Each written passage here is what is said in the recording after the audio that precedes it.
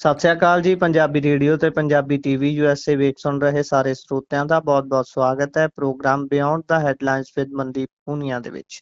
ਇਸ ਪ੍ਰੋਗਰਾਮ ਦੇ ਵਿੱਚ ਸੀਨੀਅਰ ਪੱਤਰਕਾਰ ਮਨਦੀਪ ਪੂਨੀਆ ਹੋਣਾ ਦਾ ਸਾਥ ਹੁੰਦਾ ਹੈ ਤੇ ਦੇਸ਼ ਭਰ ਨਾਲ ਜੁੜੀਆਂ ਬਹੁਤ ਸਾਰੀਆਂ ਖਬਰਾਂ ਹੁੰਦੀਆਂ ਨੇ ਜਿਨ੍ਹਾਂ ਤੇ ਚਾਨਣਾ ਪਾਈਦਾ। ਸੋ ਪੂਨੀਆ ਜੀ ਨੂੰ ਨਾਲ ਲੈਂਦੇ ਆ ਤੇ ਫਿਰ ਰੁੱਖ ਖਬਰਾਂ ਦਾ ਕਰਾਂਗੇ। ਬਹੁਤ-ਬਹੁਤ ਸਵਾਗਤ ਹੈ ਜੀ। ਜੀ ਸ਼ੁਕਰੀਆ ਗੁਰਪ੍ਰੀਤ, ਸਤਿ ਸ੍ਰੀ ਅਕਾਲ। ਸਤਿ ਸ੍ਰੀ ਅਕਾਲ ਜੀ। ਸੋ ਸਭ ਤੋਂ ਪਹਿਲਾਂ ਤਾਂ ਜਿਹੜੀ ਸਰਗਰਮ ਖਬਰ ਹੈ, ਸਭ ਤੋਂ ਵੱਧ ਚਰਚਾ ਦਾ ਵਿਸ਼ਾ ਹੈ ਕਿ ਬੀਤੀ ਰਾਤ ਹਮਲਾ ਕੀਤਾ ਜਾਂਦਾ ਹੈ ਭਾਰਤ ਦੇ ਵੱਲੋਂ ਪਾਕਿਸਤਾਨ ਦੇ ਉੱਪਰ ਤੇ ਉਸ ਤੋਂ ਬਾਅਦ ਲਗਾਤਾਰ ਇਸ ਦੇ ਵਿੱਚ ਅਪਡੇਟਸ ਆ ਰਹੀਆਂ ਨੇ। ਪਰ ਤੁਸੀਂ ਤਕਨੀਕੀ ਪਹਿਲੂਆਂ ਤੇ ਜਾਣਕਾਰੀ ਸਾਂਝੀ ਕਰਦਿਆਂ ਹੋਇਆਂ ਅੱਗੇ ਵਧਿਓ ਤੇ ਦੱਸਿਓ ਕਿ ਕੀ ਕੁਝ ਹੁਣ ਤੱਕ ਹੋ ਚੁੱਕਿਆ ਹੈ। ਦੇਖੋ ਗੁਰਪ੍ਰੀਤ, ਜੇ ਆਪਾਂ ਸ਼ੁਰੂਆਤ ਕਰਨੀ ਹੋਵੇ ਤਾਂ ਆਪਾਂ ਬੇਸਿਕ ਨਿਊਜ਼ ਇਨਫੋਰਮੇਸ਼ਨ ਤੋਂ ਸ਼ੁਰੂਆਤ ਕਰਦੇ ਹਾਂ। ਅਤੇ ਇਹਦੇ 'ਚ ਆਪਾਂ ਇਹ ਵੀ ਨਾਲ ਨਾਲ ਇਸ ਬੁਲੇਟਿਨ, ਕਿਉਂਕਿ ਇਹ ਸੈਂਸਿਟਿਵ ਬੁਲੇਟਿਨ ਹੈ ਅੱਜ ਦਾ, ਇਹਦੇ ਨਾਲ ਨਾਲ ਆਪਾਂ ਇਹ ਵੀ ਦੱਸਦੇ ਜਾਵਾਂਗੇ ਕਿ ਇਹ ਭਾਰਤ ਵੱਲੋਂ ਦਾਅਵਾ ਕੀਤਾ ਜਾ ਰਿਹਾ ਹੈਗਾ, ਇਹ ਪਾਕਿਸਤਾਨ ਵੱਲੋਂ ਦਾਅਵਾ ਕੀਤਾ ਜਾ ਰਿਹਾ ਹੈਗਾ, ਜਾਂ ਫਿਰ ਜਿਹੜੇ ਆਪਾਂ ਕਹਿ ਲਈਏ ਕਿ ਇਸ ਕਿਸਮ ਦੇ ਨਿਊਜ਼ ਆਰਗੇਨਾਈਜੇਸ਼ਨ ਜਿਹੜੇ ਥੋੜ੍ਹੇ ਜੇ ਕ੍ਰੈਡੀਬਲ ਹੈਗੇ ਆ, ਉਹ ਕੀ ਕਹਿ ਰਹੇ ਨੇ। ਆਪਾਂ ਇਹਨਾਂ ਤਿੰਨਾਂ ਦਾ ਸੁਮੇਲ ਕਰਦੇ ਹੋਏ ਆਪਣੇ ਬੁਲੇਟਿਨ 'ਚ ਗੱਲਬਾਤ ਰੱਖਾਂਗੇ, ਕਿਉਂਕਿ ਆਪਾਂ ਇੱਕ ਪਾਸੜ ਚੀਜ਼ਾਂ ਨੂੰ ਨਹੀਂ ਚੀਜ਼ਾਂ ਨਹੀਂ ਰੱਖਣੀਆਂ। ਦੇਖੋ, ਇਹ ਜਿਹੜਾ ਹਮਲਾ ਹੋਇਆ ਗਾ, ਇਹਨੂੰ ਭਾਰਤ ਵੱਲੋਂ ਆਪਰੇਸ਼ਨ ਸਿੰਦੂਰ ਦਾ ਨਾਂ ਦਿੱਤਾ ਗਿਆ ਹੈਗਾ। ਅਤੇ ਕਿਹਾ ਗਿਆ ਕਿ ਜਿਹੜਾ ਪਹਿਲਗਾਮ ਹਮਲਾ ਹੋਇਆ ਸੀਗਾ, ਉਸ ਤੋਂ ਬਾਅਦ ਹੀ ਕਿਤੇ ਨਾ ਕਿਤੇ ਬਦਲਾ ਲੈਣ ਦਾ ਪੂਰਾ ਇੱਕ ਪਲਾਨ ਇੰਡੀਆ ਵੱਲੋਂ ਬਣਾਇਆ ਗਿਆ ਸੀ। ਅੱਜ ਜਿਹੜੀ ਬੀਤਾ ਮੰਗਲਵਾਰ ਹੈ, ਉਹਦੀ ਅੱਧੀ ਰਾਤ ਨੂੰ ਤਕਰੀਬਨ 1:05 'ਤੇ ਪਾਕਿਸਤਾਨ ਅਤੇ POK ਯਾਨੀ ਕਿ ਜਿਹੜਾ ਪਾਕਿਸਤਾਨੀ ਓਕੂਪਾਈਡ ਕਸ਼ਮੀਰ ਹੈ, ਉੱਧਰ ਏਅਰ ਸਟਰਾਈਕਾਂ ਕੀਤੀਆਂ ਗਈਆਂ ਸੀਗੀਆਂ। ਕਿਹਾ ਜਾ ਰਿਹਾ ਗਾ ਕਿ ਤਕਰੀਬਨ 9 ਜਿਹੜੇ ਟੈਰਰਿਸਟਾਂ ਦੇ ਜਿਹੜੇ ਠਿਕਾਣੇ ਸੀਗੇ, ਇਹ ਇੰਡੀਆ ਵੱਲੋਂ ਕਲੇਮ ਕੀਤਾ ਗਿਆ ਹੈਗਾ ਜੀ, ਉੱਥੇ ਇਹਨਾਂ ਨੇ ਅਟੈਕ ਕੀਤਾ। ਅਤੇ ਇਹਦੇ 'ਚ ਕਿਹਾ ਜਾ ਰਿਹਾ ਗਾ, ਇੰਡੀਆ ਇਹ ਕਲੇਮ ਕਰ ਰਿਹਾ ਗਾ ਕਿ ਤਕਰੀਬਨ 100 ਤੋਂ ਜ਼ਿਆਦਾ ਆਤੰਕਵਾਦੀ ਦਹਿਸ਼ਤਗਰਦ ਮਾਰੇ ਗਏ ਹੈਗੇ ਆ। ਅਤੇ ਇਹ ਮੋਟੀ ਜਿਹੜੀ ਹੈਡਲਾਈਨ ਸੀਗੀਆਂ, ਅੱਜ ਸਵੇਰੇ ਜਦੋਂ ਮੁਲਕ ਉੱਠਿਆ ਗਾ ਇੰਡੀਆ, ਉਦੋਂ ਅਖਬਾਰਾਂ 'ਚ TV ਚੈਨਲਾਂ 'ਚ ਇਹੀ ਆਪਾਂ ਨੂੰ ਦੇਖਣ ਨੂੰ ਮਿਲਿਆ। ਆਪਰੇਸ਼ਨ ਸਿੰਦੂਰ ਅੱਜ ਇਹ ਕਿਹਾ ਗਿਆ ਕਿ ਜਿਹੜਾ ਆਪਰੇਸ਼ਨ ਸਿੰਦੂਰ ਹੈ, ਉਹ ਇਸ ਕਰਕੇ ਇਹਦਾ ਨਾਂ ਦਿੱਤਾ ਗਿਆ ਕਿਉਂਕਿ ਜਿਹੜੇ ਹਸਬੈਂਡ ਸੀਗੇ ਹਿੰਦੂ ਧਰਮ ਦੇ ਜਿਹੜੇ ਔਰਤਾਂ ਸੀਗੀਆਂ, ਉਹਨਾਂ ਦੇ ਹਸਬੈਂਡਸ ਨੂੰ ਪਹਿਲਗਾਮ ਦੇ ਵਿੱਚ ਦਹਿਸ਼ਤਗਰਦਾਂ ਨੇ ਮਾਰਿਆ ਸੀਗਾ। ਇਸ ਕਰਕੇ ਇਹਨੂੰ ਆਪਰੇਸ਼ਨ ਸਿੰਦੂਰ ਇਹਦਾ ਨਾਂ ਦਿੱਤਾ ਗਿਆ। ਇਹਦੇ 'ਤੇ ਸਰਕਾਰ ਨੇ ਤਕਰੀਬਨ ਇਸ ਏਅਰ ਸਟਰਾਈਕ ਦੀ ਜਾਣਕਾਰੀ 9.5 ਘੰਟੇ ਬਾਅਦ ਮਤਲਬ ਇਹ ਜਾਣਕਾਰੀਆਂ ਸਾਂਝੀਆਂ ਕੀਤੀਆਂ ਹੈਗੀਆਂ। ਇਹ ਦੱਸਿਆ ਗਿਆ ਕਿ ਜੈਸ਼-ਏ ਮੁਹੰਮਦ ਨਾਂ ਦਾ ਜਿਹੜਾ ਟੈਰਰਿਸਟ ਆਰਗੇਨਾਈਜੇਸ਼ਨ ਹੈ, ਉਹਦਾ ਸ਼ਹਿਰ ਕੋਟਲੀ ਦੇ ਵਿੱਚ ਠਿਕਾਣਾ ਹੈਗਾ, ਮਰਕਜ਼ ਅੱਬਾਸ, ਉੱਥੇ ਅਟੈਕ ਕੀਤਾ ਗਿਆ।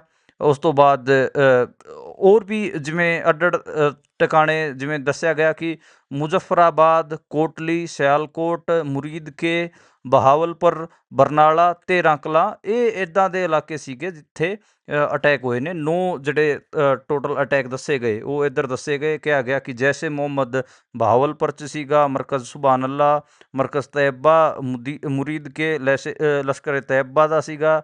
ਫਿਰ ਇਹ ਹਿਜ਼ਬੁਲ ਮੁਜਾਹਿਦੀਨ ਦਾ ਦੱਸਿਆ ਗਿਆ ਕਿ ਸਿਆਲਕੋਟ 'ਚ ਸੀਗਾ, ਮਹਿਮੂਨਾ ਜੋਇਆ ਦੇ ਵਿੱਚ, ਅਤੇ ਮਰਕਜ਼ ਅਹਲੇ ਹਦੀਸ ਬਰਨਾਲਾ ਦੇ ਵਿੱਚ ਸੀਗਾ, ਲਸ਼ਕਰ ਤੈਯਬਾ ਦਾ।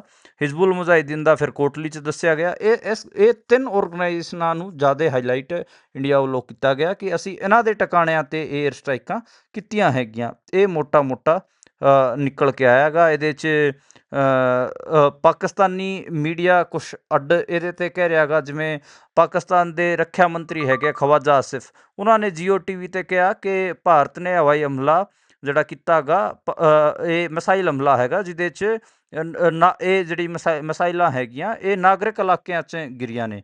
ਮਤਲਬ ਇੰਡੀਆ ਕਹਿ ਰਿਹਾ ਹੈਗਾ ਕਿ ਉਹਨਾਂ ਨੇ 100 ਤੋਂ ਵੱਧ ਟੈਰਰਿਸਟ ਮਾਰੇ ਨੇ। ਪਾਕਿਸਤਾਨ ਇਹ ਕਹਿ ਰਿਹਾ ਹੈਗਾ ਕਿ ਇਹ ਤਾਂ ਨਾਗਰਿਕ ਜਿਹੜੇ ਸਿਵੀਲੀਅਨਸ ਹੈਗੇ, ਉਹਨਾਂ ਇਲਾਕਿਆਂ 'ਚ ਗਿਰੀਆਂ ਨੇ ਅਤੇ ਉਹ ਮਰੇ ਨੇ। ਇਹ ਦੂਜਾ, ਜੇ ਆਪਾਂ ਇਹ ਤੋਂ ਬਿਲਕੁਲ ਹੀ ਇੰਡੀਆ ਜਿਹੜਾ ਦਾਅਵਾ ਕਰ ਰਿਹਾ ਹੈਗਾ, ਉਦੋਂ ਉਲਟ ਜਿਹੜਾ ਆਪਾਂ ਕਹਿ ਲਈਏ ਕਿ ਪਾਕਿਸਤਾਨੀ ਆਰਮੀ ਇਹ ਕਹਿ ਰਹੀ ਹੈ ਕਿ ਉਹਨਾਂ ਨੇ ਇੰਡੀਆ ਦੇ 6 ਫਾਈਟਰ ਜੈੱਟ ਸਿੱਟ ਲਏ, ਜਿਹਦੇ 'ਚ ਉਹਨਾਂ ਨੇ ਕਿਹਾ ਕਿ ਅਸੀਂ 3 ਰਫਾਲ, 2 MiG-29 ਅਤੇ 1 ਸੁਖੋਈ, ਇਹ 6 ਜਿਹੜੇ ਫਾਈਟਰ ਜੈੱਟ ਸੀਗੇ, ਇਹਨਾਂ ਨੂੰ LOC ਦੇ ਨੇੜੇ ਤੇੜੇ ਅਸੀਂ ਉਹਨਾਂ ਨੂੰ ਤਬਾਹ ਕਰਤਾ, ਉਹਨਾਂ ਨੂੰ ਸਿੱਟ ਲਿਆ। ਇਹ ਗੱਲ ਅਤੇ ਪਾਕਿਸਤਾਨ ਨੇ ਇੱਕ ਤੀਜੀ ਗੱਲ ਇਹ ਵੀ ਕਹੀ ਹੈ ਕਿ ਉਹ ਕਹਿ ਰਹੇ ਨੇ ਕਿ ਤਕਰੀਬਨ ਰਾਤ ਦੇ 2 ਵਜੇ ਹੋਇਆ ਗਾ ਹਮਲਾ। ਇੰਡੀਆ ਵਾਲੇ ਕਹਿ ਰਹੇ ਨੇ ਕਿ 1:05 'ਤੇ ਹੋਇਆ ਗਾ।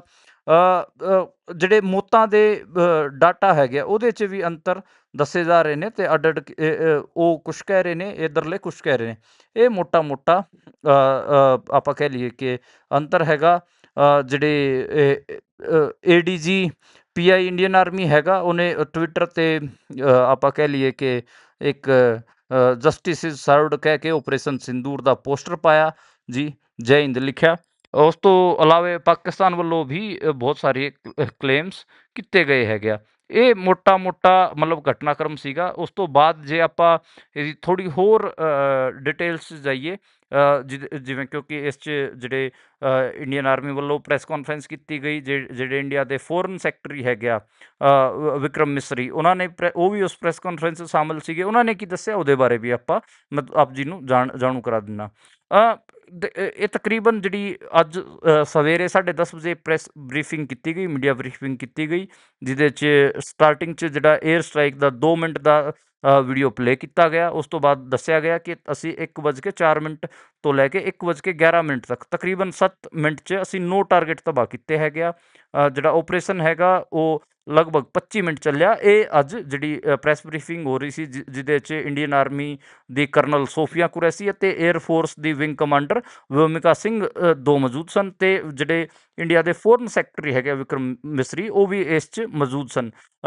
ਜਿਹੜੇ ਫੋਰਨ ਸੈਕਟਰੀ ਵਿਕਰਮ ਮਿਸਰੀ ਹੈਗੇ, ਉਹਨਾਂ ਨੇ ਕਿਹਾ ਕਿ ਜਿਹੜਾ ਪਹਿਲਗਾਮ ਦਾ ਹਮਲਾ ਸੀਗਾ ਉਹ ਕਾਇਰਤਾਪੂਰਨ ਸੀਗਾ ਅਤੇ ਉਹਦੇ 'ਚ ਆਮ ਪਰਿਵਾਰਾਂ ਦੇ ਲੋਕਾਂ ਦੀ ਡੈਥ ਹੋਈਆਂ ਤੇ ਉਹਨਾਂ ਦੇ ਸਿਰਾਂ 'ਚ ਗੋਲੀਆਂ ਮਾਰੀਆਂ ਗਈਆਂ। ਇਹ ਗੱਲ ਉਹਨਾਂ ਨੇ ਕਹੀ ਤੇ ਇਹਦੇ ਕਰਕੇ ਜਿਹੜਾ ਕਸ਼ਮੀਰ ਹੈ ਉਹ ਪਿੱਛੇ ਗਿਆ ਹੈਗਾ। ਉੱਥੇ ਜਿਹੜਾ ਟੂਰਿਜ਼ਮ ਸੀ ਉਹਨੂੰ ਨੁਕਸਾਨ ਹੋਇਆ ਗਾ, ਤੇ ਉਹਦਾ ਕਾਰਨ ਵੀ ਇਹੀ ਸੀਗਾ ਕਿ ਜਿਹੜੇ ਕਸ਼ਮੀਰ 'ਚ ਡਿਵੈਲਪਮੈਂਟ ਅਤੇ ਜਿਹੜਾ ਸਾਰਾ ਉੱਧਰ ਪ੍ਰੋਗਰੈਸਿਵ ਅਪਣਾ ਰਿਹਾ ਗਾ, ਟੂਰਿਜ਼ਮ ਵਧ ਰਿਹਾ ਗਾ, ਉਹਨੂੰ ਕਿਤੇ ਨਾ ਕਿਤੇ ਦੁਬਾਰੇ ਤੋਂ ਪਿੱਛੇ ਧੱਕਣਾ ਸੀਗਾ। ਇਹ ਗੱਲ ਉਹਨਾਂ ਨੇ ਕਹੀ। ਤੇ ਉਹਨਾਂ ਨੇ ਵਿਕਰਮ ਮਿਸਰੀ ਨੇ ਕਿਹਾ ਕਿ ਇਸ ਮੁਲਕ 'ਚ ਜਿਹੜੇ ਪਾਕਿਸਤਾਨੀ ਦਹਿਸ਼ਤਗਰਦ ਸੀ, ਉਹ ਸੰਪਰਦਾਇਕ ਦੰਗੇ ਫੈਲਾਉਣ ਦੀ ਉਹਨਾਂ ਨੇ ਕੋਸ਼ਿਸ਼ ਕੀਤੀ ਸੀ, ਤੇ ਉਹਨਾਂ ਨੇ TRF ਦਾ ਵੀ ਜ਼ਿਕਰ ਕੀਤਾ, ਜਿਹਨੂੰ ਯੂਨਾਈਟਿਡ ਨੇਸ਼ਨਸ ਨੇ ਪ੍ਰਤਿਬੰਧਿਤ ਕੀਤਾ ਹੋਇਆ। ਇਹ ਵੀ ਗੱਲ ਉਹਨਾਂ ਨੇ ਕਹੀ। ਇਸ ਤੋਂ ਮਤਲਬ ਇਹ ਮੋਟੀਆਂ-ਮੋਟੀਆਂ ਉਹਨਾਂ ਦੇ ਗੱਲਬਾਤ 'ਚ ਇਹ ਸੀਗੀ। ਤੇ ਉਸ ਤੋਂ ਇਲਾਵਾ ਉਹਨਾਂ ਨੇ ਕੁਛ ਹੋਰ ਵੀ ਕਲੇਮਸ ਕੀਤੇ, ਜਿਵੇਂ ਉਹਨਾਂ ਨੇ ਕਿਹਾ ਕਿ ਪਿਛਲੇ ਇੱਕ ਦਹਾਕੇ ਤੋਂ ਤਕਰੀਬਨ 350 ਤੋਂ ਜ਼ਿਆਦਾ ਜਿਹੜੇ ਦਹਿਸ਼ਤਗਰਦ ਹੈਗੇ ਆ, ਉਹਨਾਂ ਨੇ 350 ਘਟਨਾਕ੍ਰਮਾਂ ਦਾ ਅੰਜਾਮ ਦਿੱਤਾ, ਜਿਹਦੇ 'ਚ ਤਕਰੀਬਨ ਇੰਡੀਅਨ ਆਰਮੀ ਦੇ 600 ਜਵਾਨਾਂ ਦੀ ਮੌਤ ਹੋਈ ਹੈ ਤੇ 1400 ਇੰਡੀਅਨ ਆਰਮੀ ਦੇ ਜਵਾਨ ਘਾਇਲ ਹੋਏ ਨੇ। ਇਹ ਗੱਲ ਕਹੀ ਗਈ।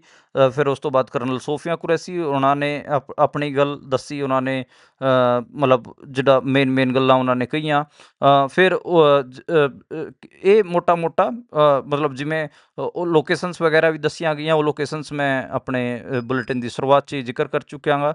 ਫਿਰ ਜਿਹੜੇ ਵਿੰਗ ਕਮਾਂਡਰ ਵਿਓਮਿਕਾ ਸਿੰਘ ਨੇ ਵੀ ਆਪਣੀ ਗੱਲ ਕਹੀ। ਇਹ ਮੋਟਾ-ਮੋਟਾ ਜੀ ਅੱਜ ਘਟਨਾਕ੍ਰਮ ਵਾਪਰਿਆ ਗਾ। 10:30 ਵਜੇ ਜਿਹੜੀ ਪ੍ਰੈਸ ਮੀਡੀਆ ਬਰੀਫਿੰਗ ਸੀਗੀ, ਉਹਦੇ 'ਚ ਇੰਡੀਅਨ ਆਰਮੀ ਵੱਲੋਂ ਜਿਹੜੇ ਆਪਾਂ ਕਹਿ ਲਈਏ ਕਿ ਤਸਵੀਰਾਂ ਵੀ ਜਾਰੀਆਂ ਕੀਤੀਆਂ ਗਈਆਂ ਹੈਗੀਆਂ। ਉਹਨਾਂ ਨੇ ਮਤਲਬ ਹਮਲੇ ਤੋਂ ਪਹਿਲਾਂ, ਹਮਲੇ ਤੋਂ ਬਾਅਦ, ਐਂ ਕਰਕੇ ਇਸ ਹਿਸਾਬ ਨਾਲ ਉਹਨਾਂ ਨੇ ਜਿਹੜੇ 9 ਟਿਕਾਣੇ ਹੈਗੇ ਆ, ਉਹਨਾਂ ਦੀਆਂ ਜਿਹੜੀਆਂ ਤਸਵੀਰਾਂ ਹੈਗੀਆਂ ਉਹ ਜਾਰੀ ਕੀਤੀਆਂ ਹੈਗੀਆਂ। ਤੇ ਇਹ ਇਸ ਹਿਸਾਬ ਨਾਲ ਵਾਪਰਿਆ ਗਾ। ਬਾਕੀ ਇਹਦੇ 'ਚ ਇਹ ਕਿਹਾ ਜਾ ਰਿਹਾ ਗਾ ਕਿ ਇੰਡੀਅਨ ਆਰਮੀ ਵੱਲੋਂ ਰਫਾਇਲ ਅਤੇ ਸਕਾਲਪ ਜਿਹੜੀ ਮਿਸਾਈਲਾਂ ਨੇ, ਉਹਨਾਂ ਦਾ ਇਸਤੇਮਾਲ ਕੀਤਾ ਗਿਆ ਹੈਗਾ।